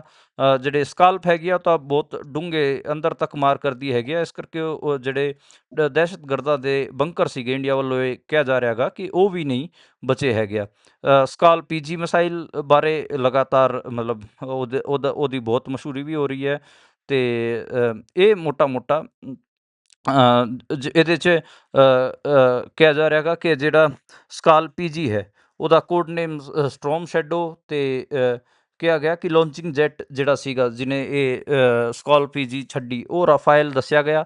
ਤੇ ਰੇਂਜ ਦੱਸੀ ਗਈ ਤਕਰੀਬਨ 560 ਕਿਲੋਮੀਟਰ ਤੱਕ ਦੀ ਰੇਂਜ ਦੱਸੀ ਗਈ। ਇਹ ਮਤਲਬ ਚੀਜ਼ਾਂ ਹਜੇ ਆਈਆਂ ਨੇ ਨਿਕਲ ਕੇ, ਜਿਹੜੇ ਕਿ ਮੋਟੇ-ਮੋਟੇ ਤੌਰ 'ਤੇ ਤੁਸੀਂ ਕਹਿ ਸਕਦੇ ਹੋ ਕਿ ਇੰਡੀਆ ਵੱਲੋਂ ਕਲੇਮ ਕੀਤੇ ਗਏ। ਹੁਣ ਮੈਂ ਜਿਹੜਾ ਪਾਕਿਸਤਾਨ 'ਚ ਜੋ ਕੁਛ ਕਲੇਮ ਕੀਤਾ ਗਿਆ ਹੈਗਾ ਉਹਦੇ ਬਾਰੇ ਵੀ ਮਾੜਾ ਜਿਹਾ ਦੱਸ ਦਿੰਦਾ। ਜੀ ਜੀ ਬੇਸਿਕਲੀ ਜਿਵੇਂ ਇੱਧਰ 10:30 ਵਜੇ ਮੀਡੀਆ ਬਰੀਫਿੰਗ ਕੀਤੀ ਜਾ ਰਹੀ ਸੀ ਕਰਨਲ ਸੋਫੀਆ ਵੱਲੋਂ ਅਤੇ ਵਿਕਰਮ ਮਿਸਰੀ ਵੱਲੋਂ, ਉੱਧਰ ਪਾਕਿਸਤਾਨ ਦੇ ਵਿੱਚ ਵੀ ਜਿਹੜੇ ਪਾਕਿਸਤਾਨੀ ਜਿਹੜੇ ਪ੍ਰਧਾਨ ਮੰਤਰੀ ਹੈਗੇ ਸ਼ਹਿਬਾਜ਼ ਸ਼ਰੀਫ, ਉਹਨਾਂ ਨੇ ਵੀ ਸਟੇਟਮੈਂਟ ਦਿੱਤੀ। ਉਹਨਾਂ ਨੇ ਕਿਹਾ ਕਿ ਜਿਹੜਾ ਇੰਡੀਆ, ਉਹਨਾਂ ਨੇ 5 ਫਾਈਟਰ ਪਾਇਲਟ, ਪਾਕਿਸਤਾਨ ਨੇ ਜਵਾਬੀ ਕਾਰਵਾਈ ਕੀਤੀ ਹੈ ਅਤੇ ਉਹਨਾਂ ਨੇ 5 ਫਾਈਟਰ ਪਾਇਲਟ ਸਿੱਟ ਲਏ ਅਤੇ ਉਹਨਾਂ 'ਚ 3 ਰਫਾਇਲ ਨੇ। ਇਹ ਗੱਲ ਪਾਕਿਸਤਾਨ ਦੇ ਪ੍ਰਧਾਨ ਮੰਤਰੀ ਨੇ ਇਸ ਗੱਲ ਦੀ ਮਤਲਬ ਆਪਾਂ ਕਹਿ ਲਈਏ ਕਿ ਉਹਨਾਂ ਨੇ ਦਾਅਵਾ ਕੀਤਾ। ਉਹਨਾਂ ਨੇ ਕਿਹਾ ਕਿ ਅਸੀਂ ਭਾਰਤ ਜਿਹੜਾ ਐਕਸ਼ਨ ਕਰਨਾ ਚਾਹ ਰਿਹਾ ਸੀਗਾ ਉਹਦੇ 'ਤੇ ਪਾਕਿਸਤਾਨ ਨੇ ਫਤਹ ਹਾਸਲ ਕੀਤੀ। ਇਹ ਪਾਕਿਸਤਾਨ ਦੇ ਪ੍ਰਧਾਨ ਮੰਤਰੀ ਦਾ ਬਿਆਨ ਸੀਗਾ। ਉਹਨਾਂ ਨੇ ਇਹ ਕਿਹਾ ਕਿ ਉਹਨਾਂ ਨੂੰ ਪਤਾ ਸੀਗਾ ਕਿ ਇੰਡੀਆ ਕੀ ਕਰਨ ਜਾ ਰਿਹਾ, ਇਸੇ ਕਰਕੇ ਅਸੀਂ ਉਹਨਾਂ ਦੇ ਜਿਹੜੀ ਮਿਸਾਈਲਾਂ ਸੀ, ਉਹਨਾਂ ਦੇ ਜਿਹੜੇ ਫਾਈਟਰ ਜੈਟ ਸੀਗੇ, ਉਹਨਾਂ ਨੂੰ ਸਿੱਟਣ 'ਚ ਕਾਮਯਾਬ ਹੋਇਆ ਗਿਆ। ਇਹ ਮੋਟਾ ਮੋਟਾ ਉਹਨਾਂ ਨੇ ਗੱਲ ਕਹੀ। ਇਸ ਤੋਂ ਇਲਾਵਾ ਉਹਨਾਂ ਨੇ ਕਿਹਾ ਕਿ ਜਿਹੜਾ ਭਾਰਤ ਹੈ ਉਹ ਸਾਨੂੰ ਯੁੱਧ ਵਾਸਤੇ ਉਕਸਾ ਰਿਹਾ ਹੈਗਾ, ਭਾਰਤ ਨੇ ਸਾਨੂੰ ਯੁੱਧ ਵਾਸਤੇ ਉਕਸਾਇਆ ਹੈਗਾ। ਉਹਨਾਂ ਨੇ ਇੱਕ ਬੈਠਕ ਵੀ ਕੀਤੀ, ਉਹਦੇ 'ਚ ਜਿਹੜਾ ਸੈਨਾ ਦੇ ਪ੍ਰਮੁੱਖ ਸੀਗੇ, ਉਹਨਾਂ ਦੇ ਆਰਮੀਜ਼ ਦੇ ਚੀਫ ਅਤੇ ISI ਚੀਫ, ਬਾਕੀ ਜਿਹੜੇ ਹੋਰ ਉਹਨਾਂ ਦੇ ਸੈਂਟਰਲ ਮਿਨਿਸਟਰਸ ਹੈਗੇ ਆ, ਉਹ ਵੀ ਉਹਦੇ 'ਚ ਸ਼ਾਮਿਲ ਰਹੇ ਅਤੇ ਅੱਗੇ ਵੀ ਉਹਨਾਂ ਦੀ ਕੋਈ ਮੀਟਿੰਗ ਦੱਸੀ ਜਾ ਰਹੀ ਹੋਊਗੀ। ਇਹ ਮੋਟਾ ਮੋਟਾ ਮਤਲਬ ਆਪਾਂ ਕਹਿ ਲਈਏ ਕਿ ਚੀਜ਼ਾਂ ਹੈਗੀਆਂ। ਜਿਹੜੇ ਇਸ਼ਾਕ ਡਾਰ ਹੈਗੇ ਆ, ਉਹਨਾਂ ਦੇ ਫੋਰਨ ਮਿਨਿਸਟਰ, ਉਹਨਾਂ ਨੇ ਕਿਹਾ ਕਿ ਜਿਹੜੇ ਇੰਟਰਨੈਸ਼ਨਲ ਕਾਨੂੰਨ ਹੈਗੇ ਆ ਉਹਨਾਂ ਦਾ ਉਲੰਘਣ ਭਾਰਤ ਨੇ ਕੀਤਾ ਹੈ ਅਤੇ ਉਹਨਾਂ ਨੇ ਕਿਹਾ ਕਿ 2 ਪਰਮਾਣੂ ਹਥਿਆਰ ਵਾਲੇ ਮੁਲਕ ਇੱਕ ਦੂਜੇ ਨਾਲ ਵਾਰ ਦੇ, ਯਾਨੀ ਕਿ ਜੰਗ ਦੇ ਬਹੁਤ ਕਰੀਬ ਆ ਗਏ ਨੇ। ਇਹ ਗੱਲ ਉਹਨਾਂ ਨੇ ਕਹੀ ਹੈ ਮੋਟਾ ਮੋਟਾ। ਅਤੇ ਇਹ ਜੀ ਬਿਲਕੁਲ ਮਤਲਬ ਅਜੀਬ ਵੀ ਲੱਗ ਰਿਹਾ ਹੈਗਾ ਕਿ ਕਿਸ ਮਤਲਬ ਮੇਰੀ ਸਟੇਟਮੈਂਟ ਇਹ ਸੀਗੀ, ਜਿਵੇਂ ਮੈਂ ਤਾਂ ਲਗਾਤਾਰ ਟਵਿੱਟਰ ਸੋਸ਼ਲ ਮੀਡੀਆ ਦੇਖ ਰਿਹਾ ਸੀਗਾ, ਦੋਵੇਂ ਪਾਸੇ ਵਾਲੇ ਜਿਹੜੇ ਮੀਡੀਆ ਹਾਊਸਿਸ ਨੇ, ਇੰਡੀਆ ਦੇ ਮੀਡੀਆ ਹਾਊਸਿਸ, ਪਾਕਿਸਤਾਨ ਦੇ ਮੀਡੀਆ ਹਾਊਸ, ਰੱਜ ਕੇ ਝੂਠ ਬੋਲ ਰਹੇ ਨੇ। ਇਸੇ ਕਰਕੇ ਮੈਂ ਜਿਹੜੀ ਜਾਣਕਾਰੀ ਤੁਹਾਨੂੰ ਪ੍ਰੋਵਾਈਡ ਕੀਤੀ ਹੈ ਉਹ ਕੋਸ਼ਿਸ਼ ਕੀਤੀ ਹੈ ਕਿ ਜ਼ਿਆਦਾ ਜਿਹੜੀ ਪ੍ਰੈਸ ਬਰੀਫਿੰਗ ਕੀਤੀ ਗਈ ਇੰਡੀਆ ਵੱਲੋਂ ਅਤੇ ਪਾਕਿਸਤਾਨ ਦੇ ਜਿਹੜੇ ਹੁਕਮਰਾਨ ਨੇ, ਉਹਨਾਂ ਨੇ ਜਿਹੜੀਆਂ ਗੱਲਾਂ ਕਹੀਆਂ ਉਹਨਾਂ ਦੇ ਹਵਾਲੇ ਨਾਲ ਮੈਂ ਜਿਹੜਾ ਇਸ ਘਟਨਾਕ੍ਰਮ ਦਾ ਆਪਾਂ ਕਹਿ ਲਈਏ ਕਿ ਸਾਰਾ ਸ਼ੁਰੂਆਤ ਦੇ 12-13 ਮਿੰਟ ਮੈਂ ਉਹਦੇ ਰਾਹੀਂ ਚੀਜ਼ਾਂ ਕਹਿਣ ਦੀਆਂ ਕੋਸ਼ਿਸ਼ ਕੀਤੀਆਂ ਨੇ। ਬਾਕੀ ਤਾਂ ਜੀ ਮੀਡੀਆ ਦੇ ਵਿੱਚ ਆਪਾਂ ਨੂੰ ਪਤਾ ਕੀ ਕੁਝ ਚੱਲ ਰਿਹਾ ਹੈਗਾ, ਪਰ ਇੱਕ ਗੱਲ ਤਾਂ ਸਮਝ ਆਇਆ ਕਿ ਬਹੁਤ ਝੂਠੇ ਮਤਲਬ ਇੰਡੀਆ ਦੇ ਵੀ ਅਤੇ ਪਾਕਿਸਤਾਨ ਦੇ ਜਿਹੜੇ ਰਿਪੋਰਟਰ ਹੈਗੇ ਉਹ ਬਹੁਤ ਝੂਠ ਬੋਲ ਰਹੇ ਨੇ। ਪੁਰਾਣੀ ਵੀਡੀਓਜ਼ ਆਪਾਂ ਕਹਿ ਲਈਏ ਫਲਸਤੀਨ ਗਾਜ਼ਾ ਦੀਆਂ ਵੀਡੀਓਜ਼, ਲੈਬਨਾਨ ਤੱਕ ਦੀ ਵੀਡੀਓਜ਼ ਵੀ ਉਹ ਪੁਰਾਣੀ ਵੀਡੀਓ ਚਲਾ ਰਹੇ ਨੇ। ਉਹ ਤਾਂ ਇੰਟਰਨੈਟ ਵਾਲੀ ਜੰਗ ਤਾਂ ਜੀ ਪਹਿਲਾਂ ਛਿੜ ਜਾਂਦੀ ਹੈ, ਉਹ ਤਾਂ ਬਰੋਬਰ ਲੜਨੀ ਪੈਂਦੀ ਹੈ। ਜਿੱਦਾਂ ਇੱਕ ਤਾਂ ਬੈਟਲ ਗਰਾਊਂਡ 'ਚ ਚੱਲ ਰਿਹਾ ਕੰਮ, ਇੱਧਰ ਇੰਟਰਨੈਟ ਤੇ ਜਿਹੜਾ ਇਹ ਉਸ ਤੋਂ ਵੀ ਖਤਰਨਾਕ ਹੈ, ਕਿਉਂਕਿ ਇਹ ਜਿਹੜੀ ਤਸਵੀਰਾਂ ਇਹ ਪੇਸ਼ ਕਰਦੇ ਨੇ ਉਹ ਤਾਂ ਬਿਲਕੁਲ ਹੀ ਡਰਾਉਣ ਵਾਲਾ ਕੰਮ ਕਰਦੇ ਨੇ। ਜਿਹੜੇ ਬਿਲਕੁਲ ਇਹਨਾਂ ਚੀਜ਼ਾਂ ਤੋਂ ਅਣਜਾਣ ਨੇ, ਜਦੋਂ ਉਹ ਤਸਵੀਰਾਂ ਨੂੰ ਦੇਖਦੇ ਨੇ ਤਾਂ ਉਹਨਾਂ ਦੇ ਮਨ ਦੇ ਵਿੱਚ ਹੋਰ ਵੀ ਜ਼ਿਆਦਾ ਖੌਫ ਭਰ ਦਿੰਦੀਆਂ ਨੇ ਇਹ ਤਸਵੀਰਾਂ। ਇਹ ਤਾਂ ਬੜਾ ਖਤਰਨਾਕ ਕੰਮ ਹੈ। ਹਾਂਜੀ, ਅਤੇ ਬੇਸਿਕਲੀ ਅੱਛਾ, ਇਹਦੇ 'ਚ ਇੱਕ ਜਿਹੜਾ 5 ਫਾਈਟਰ ਜੈਟ ਜਿਹੜੇ ਡਿੱਗਣ ਦੀ ਜਿਹੜੀ ਗੱਲ ਕਰ ਰਿਹਾ ਹੈਗਾ ਉਹਦੇ ਬਾਰੇ ਮੈਂ ਮਤਲਬ ਦੱਸ ਦਿੰਦਾ। ਪਾਕਿਸਤਾਨੀ ਜਿਹੜਾ ਮੀਡੀਆ ਲਗਾਤਾਰ ਗੱਲ ਕਰ ਰਿਹਾ ਹੈਗਾ, ਪਾਕਿਸਤਾਨ ਦੇ ਹੁਕਮਰਾਨ, ਜਿਹੜੇ ਪਾਕਿਸਤਾਨ ਦੇ ਇਨਫੋਰਮੇਸ਼ਨ ਮਿਨਿਸਟਰ ਹੈਗੇ ਅਤਾਉੱਲਾ ਤਰਾਰ, ਅਤੇ ਅਤਾਉੱਲਾ ਤਰਾੜ ਹੋਰਾਂ ਨੇ ਕਿਹਾ ਹੈਗਾ ਕਿ ਅਸੀਂ ਅਖਨੂਰ ਦੇ ਵਿੱਚ, ਅੰਬਾਲੇ ਦੇ ਵਿੱਚ, ਬਰਨਾਲੇ ਦੇ ਵਿੱਚ, ਜੰਮੂ ਦੇ ਵਿੱਚ ਇਹਨਾਂ ਦੇ ਫਾਈਟਰ ਜੈਟ ਮਾਰ ਗਿਰਾਏ ਹੈਗੇ ਆ। ਉਹਨਾਂ ਨੇ ਮਤਲਬ ਇਹ ਵੀ ਦਾਅਵਾ ਕੀਤਾ ਕਿ ਇੱਕ ਜਿਹੜਾ ਰਫਾਇਲ ਹੈ ਉਹ ਅਵੰਤੀਪੁਰਾ ਦੇ ਆਸ-ਪਾਸ ਮਾਰ ਗਿਰਾਇਆ, ਅਤੇ ਜਿਹੜੇ ਕੁਆਡਕਾਪਟਰ ਅਤੇ ਡਰੋਨ ਸੀਗੇ ਉਹਨਾਂ ਨੂੰ ਵੀ ਅਸੀਂ ਸਿੱਟਿਆ ਹੈਗਾ। ਇਹ ਗੱਲ ਉਹਨਾਂ ਨੇ ਮਤਲਬ ਕਹੀ ਹੈਗੀ ਆ। ਬਾਕੀ ਤਾਂ ਇਹਦੇ 'ਚ ਮਤਲਬ ਤੁਸੀਂ ਆਪਾਂ ਨੂੰ ਸਟਕ ਕਰਨਾ ਪਊਗਾ ਕਿ ਆਪਾਂ ਸਿਰਫ ਰੈਲੀਵੈਂਟ ਜਾਣਕਾਰੀਆਂ, ਹਜੇ ਤਾਂ ਮਤਲਬ ਜਿਹੜੇ ਦਾਅਵੇ ਦੋਵੇਂ ਪਾਸੇ ਕੀਤੇ ਜਾ ਰਹੇ ਨੇ ਉਹਨਾਂ ਨੂੰ ਧਿਆਨ ਨਾਲ ਸੁਣਨ ਦੀ ਲੋੜ ਹੈ। ਪਾਕਿਸਤਾਨ ਕੀ ਦਾਅਵੇ ਕਰ ਰਿਹਾ ਹੈਗਾ, ਇੰਡੀਆ ਕੀ ਦਾਅਵੇ ਕਰ ਰਿਹਾ ਹੈਗਾ, ਉਹ ਵੀ ਉਹਨਾਂ ਦੇ ਮਤਲਬ ਇਹ ਨਹੀਂ ਕਿ ਚੱਕ ਕੇ ਕੋਈ ਮੀਡੀਆ ਵਾਲੇ ਦਾਅਵੇ ਚੈੱਕ ਕਰ ਲਏ। ਉਹਨਾਂ ਦੇ ਹੁਕਮਰਾਨ ਅਤੇ ਉਹਨਾਂ ਦੇ ਜਿਹੜੇ ਆਰਮੀਜ਼ ਨੇ, ਪਾਕਿਸਤਾਨ ਦੇ ਵੀ, ਬਿਲਕੁਲ ਜ਼ੋਰ ਇੰਡੀਆ ਦੇ ਵੀ, ਇੱਧਰ ਵੀ ਜਿਹੜੇ ਇੰਡੀਆ ਦੇ ਜਿਹੜੇ ਸਿਆਸਤਦਾਨ ਅਤੇ ਜਿਹੜੇ ਇੰਡੀਆ ਦੇ ਜਿਹੜੇ ਆਰਮੀ ਦੇ ਜਿਹੜੇ ਪਰਸਨਸ ਹੈਗੇ ਆ ਜਾਂ ਫਿਰ ਗੌਰਮੈਂਟ ਆਫੀਸ਼ੀਅਲਸ, ਉਹ ਕੀ ਦਾਅਵੇ ਕਰ ਰਹੇ ਨੇ, ਉਹਨਾਂ ਨੂੰ ਹੀ ਆਪਾਂ ਗ੍ਰਹਿਣ ਕਰੀਏ। ਮਤਲਬ ਜਿਹੜੇ ਹੋਰ ਕੁਛ ਵੀ, ਕੋਈ ਕੁਛ ਕਹਿ ਰਿਹਾ ਹੈਗਾ, ਕੋਈ ਕੁਛ ਕਹਿ ਰਿਹਾ ਹੈਗਾ, ਉਹਨੂੰ ਆਪਾਂ ਇਗਨੋਰ ਕਰੀਏ। ਜੀ ਜੀ, ਇਹ ਤਾਂ ਬਹੁਤ ਜ਼ਰੂਰੀ ਗੱਲ ਹੈ ਕਿ ਤੁਸੀਂ ਜਾਣਕਾਰੀ ਕਿੱਥੋਂ ਇਕੱਤਰ ਕਰਨੀ ਹੈ, ਕਿਹੜੇ ਕਿਹੜੇ ਤੁਹਾਡੇ ਜਾਣਕਾਰੀ ਦੇ ਸਰੋਤ ਹੋਣਗੇ, ਇਹ ਵੀ ਬਹੁਤ ਜ਼ਰੂਰੀ ਹੋ ਜਾਂਦਾ ਹੈ। ਤੁਹਾਡੇ ਤੱਕ ਕਿਹੋ ਜੀ ਜਾਣਕਾਰੀ ਪਹੁੰਚੂਗੀ, ਉਸਤੇ ਇਸੇ ਦੇ ਨਾਲ ਅੱਜ ਦੇਸ਼ ਦੇ ਵਿੱਚ 244 ਜਗ੍ਹਾ ਦੱਸਿਆ ਜਾ ਰਿਹਾ। ਚਲੋ ਹੁਣ ਤਾਂ ਤਕਰੀਬਨ 300 ਹੀ ਦੱਸੀਆਂ ਜਾ ਰਹੀਆਂ ਨੇ ਲੋਕੇਸ਼ਨਸ, ਜਿੱਥੇ ਹੁਣ ਬਲੈਕਆਊਟ ਵੀ ਹੋਣਾ ਹੈ ਤੇ ਨਾਲ ਦੀ ਨਾਲ ਮੌਕ ਡਰਿਲ ਵੀ ਕੀਤੀ ਜਾ ਰਹੀ ਹੈ ਤੇ ਦੱਸਿਆ ਜਾ ਰਿਹਾ ਕਿ ਕਿਵੇਂ ਤੁਸੀਂ ਆਪਣਾ ਬਚਾਅ ਕਰਨਾ ਹੈ। ਇਹ ਕੱਲ ਵੀ ਇਸੇ ਤਰੀਕੇ ਨਾਲ ਆਖਿਆ ਸੀ, ਪਰ ਹਮਲਾ ਹੋ ਜਾਂਦਾ ਹੈ ਉਸ ਤੋਂ ਜੀ ਜੀ, ਬਾਅਦ। ਇਸ ਤੇ ਵੀ ਪਾਇਓ ਚਾਨਣਾ। ਹਾਂਜੀ ਹਾਂਜੀ, ਨਹੀਂ ਨਹੀਂ ਬਿਲਕੁਲ, ਇਹਦੇ 'ਚ ਤਾਂ ਇਹੀ ਹੈ ਕਿ ਜਿਹੜਾ ਘਟਨਾਕ੍ਰਮ ਹੈ, ਇਹਦੇ 'ਚ 244 ਸ਼ਹਿਰਾਂ ਦੇ ਵਿੱਚ ਇਹਨਾਂ ਨੇ ਬਲੈਕਆਊਟ ਕਰਨਾ ਸੀਗਾ, ਮੌਕ ਡਰਿਲ ਵਗੈਰਾ ਕਰਨੀਆਂ ਸੀਗੀਆਂ, ਉਹ ਲਗਾਤਾਰ ਚੱਲ ਰਿਹਾ ਹੈਗਾ ਜੀ। ਅਤੇ ਜਿਹੜੇ ਯੁੱਧ ਵਰਗੇ ਹਾਲਾਤ ਨੇ ਉਹਨਾਂ ਤੋਂ ਕਿਤੇ ਨਾ ਕਿਤੇ ਨਿਪਟਣ ਦੀ ਤਿਆਰੀ ਕਹਿ ਕੇ ਇਹ ਮੌਕ ਡਰਿਲਾਂ ਹੋ ਰਹੀਆਂ ਨੇ। ਕਿਹਾ ਜਾ ਰਿਹਾ ਹੈਗਾ ਕਿ ਅਸੀਂ 3 ਜਿਹੜੇ ਲੇਅਰਸ ਹੈਗੇ ਆ, ਕੈਟੇਗਰੀਜ਼ ਹੈਗੇ ਆ, ਉਹਦੇ ਅਕੋਰਡਿੰਗ ਅਸੀਂ ਇਹ ਜਿਹੜੇ ਸਿਵਲ ਡਿਫੈਂਸ ਡਿਸਟ੍ਰਿਕਟਸ ਹੈਗੇ ਆ, ਉਹਨਾਂ ਦੇ ਮਤਲਬ ਆਪਾਂ ਕਹਿ ਲਓ ਕਿ ਉਹਨਾਂ ਦੇ ਜਿਹੜੇ ਆਪਾਂ ਕਹਿ ਲਈਏ ਕਿ ਦੂਰੀ ਹੈ ਬਾਰਡਰ ਤੋਂ, ਉਸ ਹਿਸਾਬ ਨਾਲ ਅਸੀਂ ਕੈਟੇਗਰੀਆਂ 'ਚ ਵੰਡਿਆ ਗਾ। ਇਹ ਦਾਅਵਾ ਕੀਤਾ ਗਿਆ। ਕੈਟੇਗਰੀ 1 'ਚ ਕਿਹਾ ਜਾ ਰਿਹਾ ਹੈਗਾ ਕਿ ਜਿਹੜੀ ਬਾਰਡਰ ਲਾਗੇ ਜਿਹੜੇ ਡਿਸਟ੍ਰਿਕਟਸ ਨੇ ਉਹਨਾਂ ਨੂੰ ਰੱਖਿਆ ਗਿਆ। ਕੈਟੇਗਰੀ 2 'ਚ ਜਿਹੜੇ ਘੱਟ ਸੈਂਸਿਟਿਵ ਨੇ, ਕੈਟੇਗਰੀ 3 'ਚ ਜਿਹੜੇ ਉਹ ਸਭ ਤੋਂ ਘੱਟ ਸੈਂਸਿਟਿਵ ਨੇ, ਉਹਨਾਂ ਜ਼ਿਲ੍ਹਿਆਂ ਨੂੰ ਰੱਖਿਆ ਗਿਆ ਹੈਗਾ। ਅਤੇ ਇਹ ਮੌਕ ਡਰਿਲ 'ਚ ਅੱਜ ਆਪਾਂ ਤਸਵੀਰਾਂ ਦੇਖ ਰਹੇ ਹਾਂ ਬਲੈਕਆਊਟ ਦੀਆਂ। ਮੱਧ ਪ੍ਰਦੇਸ਼ ਦੇ ਭੋਪਾਲ, ਇੰਦੌਰ ਤੋਂ ਲੈ ਕੇ ਰਾਜਸਥਾਨ ਦੇ ਅਜਮੇਰ, ਛੱਤੀਸਗੜ੍ਹ ਦੇ ਦੁਰਗ, ਬਿਹਾਰ ਦੇ ਪਟਨਾ, ਹਰਿਆਣੇ ਦੇ ਵੀ ਬਹੁਤ ਸਾਰੀ ਥਾਵਾਂ 'ਤੇ, ਪੱਛਮ ਬੰਗਾਲ, ਆਂਧਰ ਪ੍ਰਦੇਸ਼, ਵਾਰਾਣਸੀ, ਉੱਤਰ ਪ੍ਰਦੇਸ਼ ਦਾ, ਇਹ ਸਾਰੇ ਕਿਤੇ ਆਪਾਂ ਦੇਖ ਰਹੇ ਹੈਗੇ ਆ। ਪੰਜਾਬ ਦੇ ਵਿੱਚ ਵੀ ਅਤੇ ਹਰਿਆਣੇ ਦੇ ਵਿੱਚ ਵੀ ਮੌਕ ਡਰਿਲਾਂ ਹੋ ਰਹੀਆਂ ਨੇ। ਉਹਨਾਂ ਬਾਰੇ ਆਪਾਂ ਅੱਗੇ ਜਾਣਕਾਰੀ ਦੇਵਾਂਗੇ ਜੀ। ਜੀ, ਮੌਕ ਡਰਿਲਾਂ ਦੇ ਨਾਲ ਨਾਲ ਇੱਕ ਹੋਰ ਚੀਜ਼ ਹੋ ਰਹੀ ਹੈ, ਉਹ ਹੈ ਲਗਾਤਾਰ ਫਲਾਈਟਾਂ ਰੱਦ ਹੋਣਾ ਤੇ 에ਅਰਪੋਰਟਸ ਨੂੰ ਆਪਰੇਸ਼ਨ ਦੇ ਲਈ ਬਿਲਕੁਲ ਬੰਦ ਕਰ ਦੇਣਾ। ਇਹਨਾਂ ਤੇ ਵੀ ਪਾਇਓ ਚਾਨਣਾ। ਦੇਸ਼ ਦੇ ਕਿਹੜੇ ਹਿੱਸੇ ਨੂੰ ਜ਼ਿਆਦਾ ਪ੍ਰਭਾਵਿਤ ਕੀਤਾ ਹੈ ਇਹਨਾਂ ਆਪਰੇਸ਼ਨਸ ਨੂੰ ਬੰਦ ਕਰਨ ਦੇ, ਜਿਹੜਾ ਸਾਰੀ ਗੱਲਬਾਤ ਚੱਲ ਰਹੀ ਹੈ? ਦੇਖੋ, ਮੁਲਕ ਦੇ ਤਕਰੀਬਨ 18 ਏਅਰਪੋਰਟਸ ਤੇ ਆਪਰੇਸ਼ਨਸ ਬੰਦ ਕੀਤੇ ਗਏ ਹਨ। ਪਹਿਲਾਂ ਤਕਰੀਬਨ ਇਹ ਕਿਹਾ ਜਾ ਰਿਹਾ ਸੀਗਾ ਕਿ ਅਸੀਂ 10 ਤੋਂ 11 ਏਅਰਪੋਰਟਸ ਨੂੰ ਬੰਦ ਕਰਾਂਗੇ, ਪਰ ਆਪਾਂ ਕਹਿ ਲਈਏ ਕਿ 11 ਵਜਦੇ ਇਹ 18 ਏਅਰਪੋਰਟਸ ਕਰ ਦਿੱਤੇ ਗਏ ਤੇ ਤਕਰੀਬਨ 200 ਫਲਾਈਟਸ ਨੂੰ ਕੈਂਸਲ ਕਰਨ ਦੀ ਗੱਲ ਕਹੀ ਜਾ ਰਹੀ ਹੈ। Air India, IndiGo, spice jet, ਇਹਨਾਂ ਨੇ ਤਕਰੀਬਨ 15 ਸ਼ਹਿਰਾਂ ਦੇ ਵਿੱਚ ਆਪਣੇ ਜਿਹੜੀ ਫਲਾਈਟ ਸੀਗੀਆਂ ਉਹਨਾਂ ਨੂੰ ਰੱਦ ਕਰ ਦਿੱਤਾ ਹੈ। ਤੇ ਇੱਕ ਮਤਲਬ ਅੱਜ ਜਦੋਂ ਤੱਕ ਆਪਾਂ ਬੁਲੇਟਿਨ ਕਰ ਰਹੇ ਹਾਂ ਉਦੋਂ ਤੱਕ ਇਹ ਡੇਟਾ ਨਿਕਲ ਕੇ ਆਇਆ ਕਿ ਤਕਰੀਬਨ 18 ਏਅਰਪੋਰਟਸ ਹੁਣ ਆਪਰੇਸ਼ਨਲ ਨਹੀਂ ਹੈਗੇ ਆ। ਉੱਥੋਂ ਜਿਹੜੇ ਫਲਾਈਟਸ ਹੈਗੀਆਂ ਉਹ ਬੰਦ ਕਰ ਦਿੱਤੀਆਂ ਗਈਆਂ ਹਨ।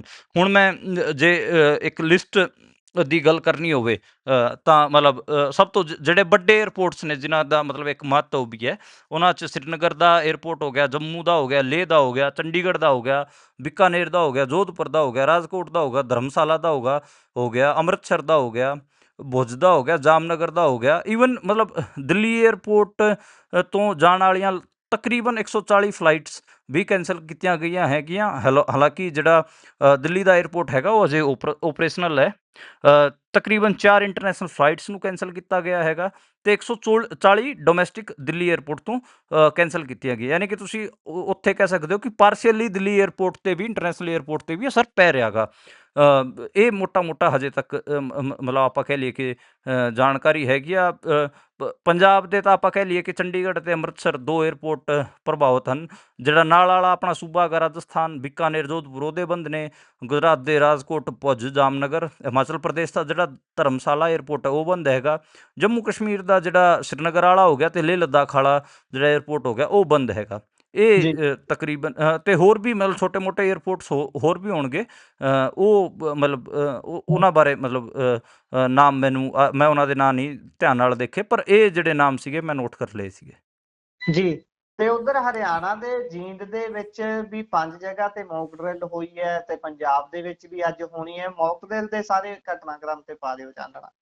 ਹਾਂ, ਹਰਿਆਣੇ ਦੇ ਕਈ ਸ਼ਹਿਰਾਂ ਦੇ ਵਿੱਚ ਮੌਕ ਡਰਿੱਲਾਂ ਹੋਈਆਂ ਨੇ। ਮੈਂ ਜੀਂਦ ਦੀ ਖਬਰ ਇਸ ਕਰਕੇ ਲਈ ਹੈ ਕਿਉਂਕਿ ਉੱਥੋਂ ਇੱਕ ਖਬਰ ਆਈ ਕਿ ਉੱਥੇ ਜਿਹੜੀ ਮੌਕ ਡਰਿੱਲ ਹੈ ਉਹ 2 ਵਾਰ ਕਰਨੀ ਪਈ। ਪਹਿਲੀ ਵਾਰ ਜਦੋਂ ਕਰ ਰਹੇ ਸੀ, ਸਾਇਰਨ ਵਗੈਰਾ ਵਜਾਇਆ ਗਿਆ, ਉਦੋਂ ਜਿਹੜਾ ਪ੍ਰਸ਼ਾਸਨਿਕ ਤਾਲਮੇਲ ਸੀ ਉਹਦੀ ਕਮੀ ਦੇਖਣ ਨੂੰ ਮਿਲੀ। ਜਿਹੜਾ ਰੇਲਵੇ ਦਾ ਆਪਾਂ ਕਹਿ ਲਈਏ ਕਿ ਪ੍ਰਸ਼ਾਸਨ ਸੀਗਾ, ਰੇਲਵੇ ਦੇ ਜਿਹੜੇ ਕਰਮਚਾਰੀ ਸੀਗੇ, ਹਰਿਆਣਾ ਪੁਲਿਸ ਦੇ ਜਿਹੜੇ ਕਰਮਚਾਰੀ ਸੀਗੇ, ਉਹ ਆਪਸ 'ਚ ਮਤਲਬ ਉਹਨਾਂ ਦੇ ਤਾਲਮੇਲ 'ਚ ਕਮੀ ਸੀਗੀ। ਇਸ ਕਰਕੇ ਦੁਬਾਰੇ ਤੋਂ ਡਰਿੱਲ ਸ਼ੁਰੂ ਕੀਤੀ ਗਈ, ਸਾਇਰਨ ਵਜਾਇਆ ਗਿਆ। ਉਹਦੇ 'ਚ 2-3 ਆਤੰਕਵਾਦੀ ਫੜ ਕੇ ਦਿਖਾਏ ਗਏ, ਬਚਣਾ ਕਿਵੇਂ ਹੈਗਾ, ਘਾਇਲਾਂ ਨੂੰ ਐਂਬੂਲੈਂਸ 'ਚ ਕਿਵੇਂ ਬਾਹਣਾ ਗਾ।